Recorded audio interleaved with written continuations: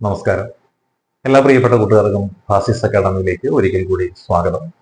നമുക്കിന്ന് ഒരു ഫൈനൽ ഉത്തര സൂചിക വന്നിരിക്കുന്നു. അത് LGS പരീക്ഷ. നവംബർ മാസം 2-ാം തീയതി നടന്ന LGS പരീക്ഷ ഏതൊക്കെ ജില്ലകളിലാണ്? കൊല്ലം, പാലക്കാട്, കാസർഗോഡ്, വയനാട് എന്നീ ജില്ലകളിലാണ് പരീക്ഷ നടന്നത്. അതിന്റെ ഫൈനൽ ഉത്തര സൂചിക വന്നു കഴിഞ്ഞപ്പോൾ ഡിലീഷൻ ഉണ്ടായിട്ടുണ്ട്. 5 ചോദ്യങ്ങൾ ഡിലീറ്റ് ചെയ്യപ്പെട്ടു. ഒരു ചോദ്യത്തിന്റെ ആൻസറിന് ചേഞ്ച് ഉണ്ടായി. അങ്ങനെ മൊത്തം 6 ചോദ്യങ്ങൾക്കാണ് വ്യതിയാനം സംഭവിച്ചിരിക്കുന്നത്. ഇത് എത്ര മാർക്ക് ആയിരിക്കാം, ഇതനുസരിച്ച് ആനുപാതികമായിട്ട് മാറ്റം വരിക എന്നതിനെ സംബന്ധിച്ച് ഒരുപാട് സുഹൃത്തുക്കൾ നേരിട്ടും അല്ലാതെയും ഒക്കെ ചോദിക്കുന്നുണ്ട്. അപ്പോൾ അവർക്ക് വേണ്ടിയിട്ടാണ് നമ്മളിങ്ങനെ ഇന്ന് ഈ ഒരു വീഡിയോ ചെയ്യുന്നത്. നമ്മൾ പറഞ്ഞിരുന്നു, നമ്മളെപ്പോഴും പറയുമ്പോൾ ഒരു 5% ചോദ്യം എറർ ഉണ്ടാകും എന്ന് മുൻകൂട്ടി പറഞ്ഞുകൊണ്ട് തന്നെയാണ് വീഡിയോകൾ ചെയ്യുന്നത്. ഏകദേശം ഇവിടെ അത് കറക്റ്റ് ആയിരിക്കണം. 5%-ഓളം എറർ സംഭവിച്ചിരിക്കുകയാണ്. പിന്നെ ഒരു ഉത്തര സൂചിക മാറ്റമുണ്ടായി, ശരി ഉത്തരം മാറ്റമുണ്ടായി. ഇപ്പൊ ഈ പരീക്ഷ എഴുതിയ പല ആളുകൾക്കും ഏകദേശം ഒരു 80-ന് മുകളിൽ മാർക്ക് നേടിയിരുന്നു, അല്ലെങ്കിൽ ഒരു 90 റേഞ്ച് അടുത്ത ചോദ്യങ്ങളൊക്കെ ചെയ്ത് 80-ന് മുകളിൽ മാർക്ക് ഉറപ്പിച്ചിരുന്ന പല ആളുകളെ സംബന്ധിച്ചും ഈ 5 ചോദ്യങ്ങളും അവർ പ്രൊവിഷണൽ കീ പ്രകാരം ഒക്കെ ഒത്ത് നോക്കിയപ്പോൾ അവർക്ക് ശരിയായിരുന്നതായിരുന്നു. ചില ആളുകൾക്ക് 6.33 മാർക്ക് എന്ന് പറയുന്നത് കുറഞ്ഞു പോയി എന്നാണ് അവകാശപ്പെടുന്നത്. അതൊക്കെ വാസ്തവമാവും. അങ്ങനെയാണെന്നുണ്ടെങ്കിൽ ഈ 6.33 മാർക്ക് കുറഞ്ഞിരിക്കുന്നത് ആർക്കായിരിക്കാം? ഈ സംശയാസ്പദമായ ചോദ്യങ്ങൾ പോലും ചെയ്യുക എന്ന് പറയുമ്പോൾ 90-ന് മുകളിൽ അവർ ചെയ്തു എന്നാണ് അതിന്റെ അർത്ഥം.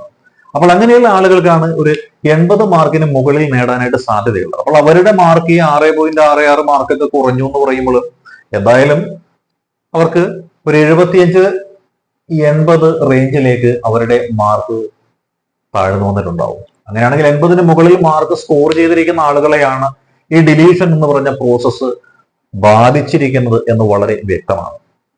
അതുകൊണ്ട് തന്നെ എന്തായിരിക്കും സംഭവിക്കുക? നല്ല രീതിയിൽ ആളുകളുടെ മാർക്ക് കുറഞ്ഞിട്ടുണ്ടാവും. 80-ന് മുകളിൽ ഉണ്ടെന്ന് അവകാശപ്പെടുന്ന ആളുകൾ പലരും അവരുടെ മാർക്ക് ഇപ്പോൾ 80-ന് താഴെ എത്തിയിരിക്കുകയാണ്. ഇത് അവരുടെ മാത്രം അവസ്ഥാവിശേഷമല്ല, മറ്റു പലരുടെയും അവസ്ഥാവിശേഷം തന്നെയാണ്. കാരണം ഈ നെഗറ്റീവ് എന്ന രീതിയിൽ മാർക്ക് കൂട്ടിവെച്ചിരുന്ന ആളുകൾക്ക് പലപ്പോഴും 2 മാർക്ക് വരെയൊക്കെ കൂടാനുള്ള സാധ്യതയും കാണുന്നുണ്ട്. അപ്പൊ അങ്ങനെ നോക്കിയാൽ കട്ട് ഓഫ് മാർക്കിൽ വലിയ വ്യത്യാസമൊന്നും വരാനായിട്ടുള്ള സാധ്യത കാണുന്നില്ല. ഇവിടെ നമ്മൾ കൊല്ലം ജില്ലയ്ക്കും പാലക്കാട് ജില്ലയ്ക്കും ആദ്യം പറഞ്ഞിരുന്ന ഒരു മാർക്ക് എത്രയായിരുന്നു? അതേപോലെ തന്നെ കാസർഗോഡ്, വയനാട് ജില്ലയ്ക്ക് നമ്മൾ പറഞ്ഞിരുന്ന മാർക്ക് എത്രയായിരുന്നു? അതിൽ നിന്ന് 1 അല്ലെങ്കിൽ 2 മാർക്ക് ഇതിന്റെ വ്യത്യാസം മാത്രമേ ഇവിടെ ഉണ്ടാകാനായിട്ടുള്ള സാധ്യത കാണുന്നുള്ളൂ തന്നെ നമ്മൾ പറയേണ്ടത്. അതിൽ തന്നെ കാസർഗോഡ്, വയനാട് ജില്ലകളിൽ കാര്യമായ ഒരു മാറ്റവും സംഭവിക്കാനായിട്ട് പോകുന്നില്ല. ഏകദേശം ഒരു 68-72 മാർക്ക് അതിനകത്ത് തന്നെ ആയിരിക്കും കാസർഗോഡ്, വയനാട് ജില്ലകളിലെ ആ ഒരു കട്ട് ഓഫ് മാർക്ക് വരാനുള്ള സാധ്യത എന്ന് പറയുന്നത്. ഒരു 68-72 മാർക്കിന്റെ ഇടയ്ക്ക് വരാം. ഇനി ആനുപാതികമായിട്ട് നോക്കിയാൽ ഒരു മാർക്ക് കുറഞ്ഞൊരു 67-ലേക്ക് ചിലപ്പോൾ വരാം. അതാണ് നൽകുന്നത്. കൊല്ലം, പാലക്കാട് ജില്ലകളിലാണെന്നുണ്ടെങ്കിലും വലിയ വ്യത്യാസമൊന്നും വരാനായിട്ട് സാധ്യതയില്ല. അവിടെയാണെന്നുണ്ടെങ്കിൽ ഒരു 70-75 മാർക്കിന്റെ അകത്ത് ആയിരിക്കാം ചിലപ്പോൾ കട്ട് ഓഫ് നിൽക്കുക. എന്നാൽ ഒരു 70-72 മാർക്കിന്റെ അടുത്ത് തന്നെ ആയിരിക്കും കട്ട് ഓഫ് മാർക്ക് വരാനായിട്ടുള്ള സാധ്യത കാണുന്നത്. കാസർഗോഡ്, വയനാട് ജില്ലകളിലാണെങ്കിൽ 70-ന് മുകളിലേക്ക് കട്ട് ഓഫ് പോകുവാനും സാധ്യത കാണുന്നില്ല എന്നാണ് എന്റെ വ്യക്തിപരമായ ഒരു നിഗമനം. അതായത് ഒരു 70+ നേടിയിട്ടുള്ള ആളുകൾ കാസർഗോഡ്, വയനാട് ജില്ലകളിൽ ഉറപ്പായിട്ടും റാങ്ക് പട്ടികയിൽ ഉണ്ടാകും. അതേപോലെ തന്നെ കൊല്ലം, പാലക്കാട് ജില്ലകളിലാണെന്നുണ്ടെങ്കിൽ ഒരു 72 മാർക്ക് നേടിയിട്ടുള്ള ആളുകൾ ഉണ്ടെങ്കിൽ അവരും റാങ്ക് പട്ടികയിൽ ഉറപ്പായിട്ടും ഉണ്ടാകും. ഇതാണ് ഇന്നത്തെ ഈ ഒരു പരീക്ഷയെ സംബന്ധിച്ച് ബാസിസ് അക്കാഡമിയുടെ ഒരു നിഗമനം എന്ന് പറയുന്നത്. അപ്പോൾ ഇനി വരാനിരിക്കുന്ന പരീക്ഷകൾ എഴുതുന്ന ആൾക്കാരുണ്ട്. അതായത് 23-ാം തീയതിയും, അതായത് നാളെ പരീക്ഷ എഴുതുന്ന ആൾക്കാരുണ്ട്.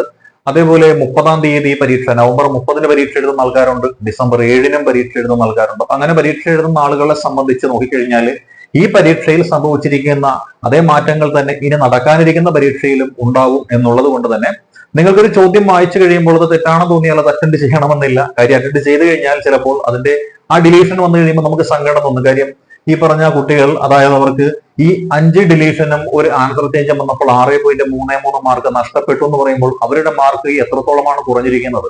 6.33 മാർക്കാണ് കുറഞ്ഞിരിക്കുന്നത്. അപ്പോൾ അവർ കണക്ക് കൂട്ടി വെച്ചിരുന്ന മാർക്കിൽ നിന്ന് അവർക്ക് വന്ന വ്യത്യാസം എത്രയാണ്? അവരുടെ ഒരു റാങ്ക് എന്ന് പറയുന്നത് തീരെ ബാക്കിലേക്ക് കൊണ്ടുവരുന്ന ഒരു മാറ്റമല്ല ആ ഡിലീഷൻ വന്നപ്പോൾ ഉണ്ടായത്. അപ്പോൾ നമുക്ക് തെറ്റാണ് അല്ലെങ്കിൽ ആ ചോദ്യം ശരിയല്ല എന്ന് തോന്നുന്നത് ആണെന്നുണ്ടെങ്കിൽ അത്തരത്തിലുള്ള ചോദ്യങ്ങൾ ഒഴിവാക്കുന്നത് തന്നെയായിരിക്കും എപ്പോഴും നല്ലത്. അപ്പോൾ നല്ല രീതിയിൽ പഠിച്ച് പരീക്ഷയ്ക്ക് തയ്യാറെടുക്കുന്ന എല്ലാ കൂട്ടുകാർക്കും വിജയാശംസകൾ നേർന്നുകൊണ്ട് നിർത്തുന്നു. All the best.